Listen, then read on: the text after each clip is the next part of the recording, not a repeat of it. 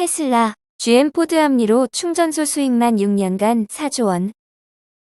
미국의 대표적인 자동차 업체인 포드에 이어 제너럴 모터스까지 자사의 전기차가 테슬라의 충전소를 이용할 수 있도록 테슬라 측과 합의하면서 테슬라의 향후 매출 성장에 대한 기대가 커지고 있다.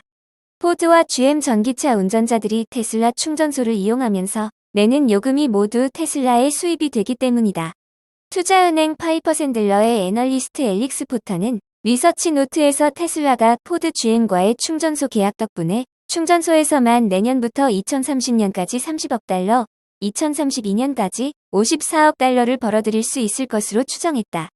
포터는 또 다른 자동차 브랜드들도 이 협력에 참여하도록 강요당할 것이며 적어도 미국에서는 테슬라의 충전 설비가 전기차 충전에 선호되는 방식으로 효과적으로 자리 잡을 것이라고 예상했다. 이미 연간 800억 달러가 넘는 매출을 올리는 테슬라에게 이런 충전 수익이 상대적으로 크지 않아 보일 수 있지만 전기차 시장의 경쟁이 점점 치열해지는 가운데 충전 시장 선점은 테슬라의 이익 성장에 상당한 영향을 줄 수 있다고 블룸버그 통신은 분석했다.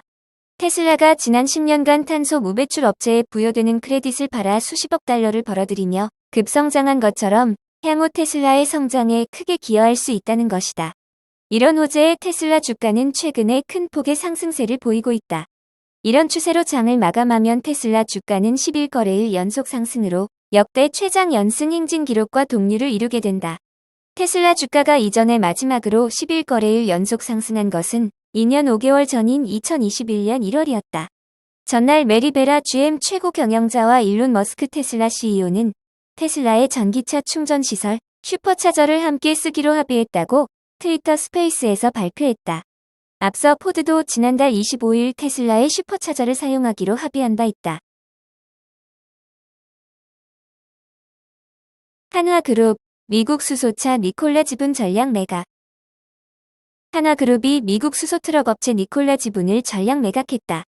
한화솔루션은 지난달 31일 공시한 증권신고서에서 현재 한화에너지와 한화임팩트가 니콜라 잔여 주식 전체 매도를 완료한 상태라고 밝혔다. 한화에너지와 한화임팩트는 2018년 11월 1억 달러를 니콜라의 투자의 지분 5.9%를 확보했다. 니콜라가 2020년 나스닥에 상장하면서 한화가 가진 지분 가치도 한때 2조 6천억 원까지 폭등했다. 하지만 상장 이후 얼마 지나지 않아 니콜라의 수소 기술은 허구라는 헤지펀드의 보고서가 나온 뒤 미국 증권거래위원회와 법무부의 조사가 진행됐다. 니콜라 창업자인 트레버 밀턴이 사임했지만 여론이 악화됐다. 니콜라 기업 가치도 급락했다. 지난해 10월에는 밀턴의 사기 혐의가 유죄로 확정됐다. 한화는 지난 2021년 보유 중이던 니콜라 지분의 절반가량을 매도했으나 나머지는 최근까지 보유하고 있었다. 다만 1차와 2차 지분 매각 시점에 니콜라 주가를 고려하면 한화가 투자 손실을 보지는 않은 것으로 추산된다. 위기에 리비안 흑기사 등장했다. 대상은 바로 아마존. 제프 베조스가 1994년 시애틀에 설립한 미국의 전자상거래 기업 아마존이 리비안의 흑기사로 나섰다. 미국 전기차 업체 일렉트릭은 아마존이 리비안의 전기벤을 3,000대 이상 사용하고 있다고 보도했다. 이 보도에 따르면 아마존은 지난 4월 초 중 리비안 전기벤을 3,000대 이상 사용 중이다. 이는 지난해 11월 대비 무려 3배가량 증가한 수치다. 아마존이 리비안의 전기벤을 사용하는 이유는 탄소 배출 없이 택배를 배송하기 위해서다.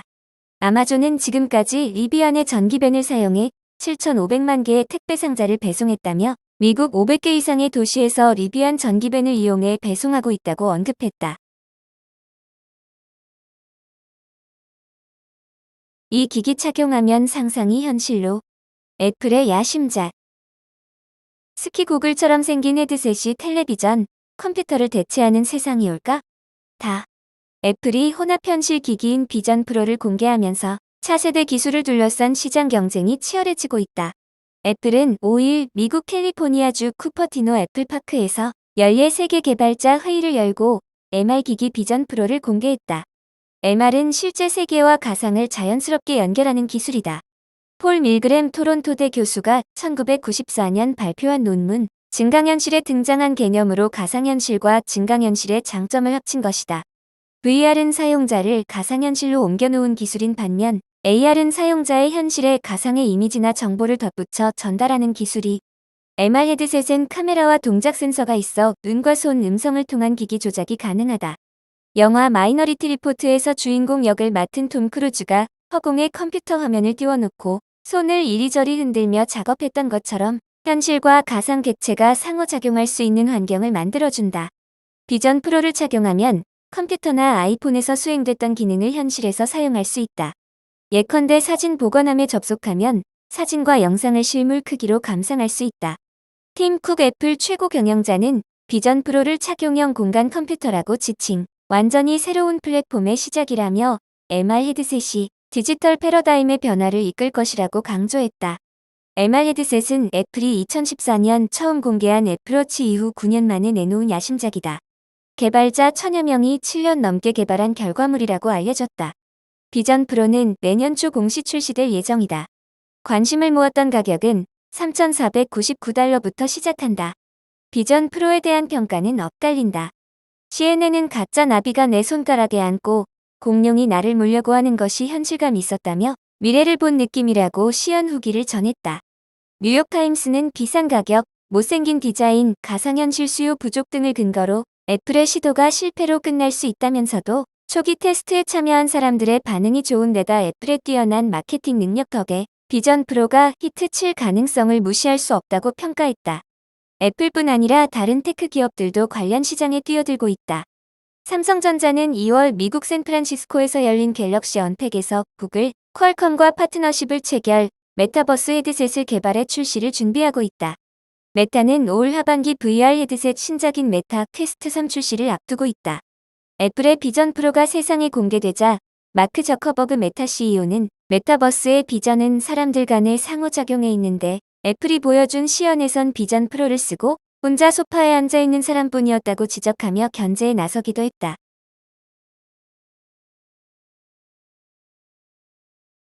빅테크 감원 트위터는 끝 구글은 시작. 이데일리가 국민연금 가입 사업장 내역을 분석한 결과 트위터 코리아의 국민연금 가입자 수는 지난 4월부로 기존 23명에서 17명으로 줄어들었다. 국민연금은 의무적으로 가입해야 하는 사회보험으로 대략적인 기업 정규직 재직자를 추정할 수 있다.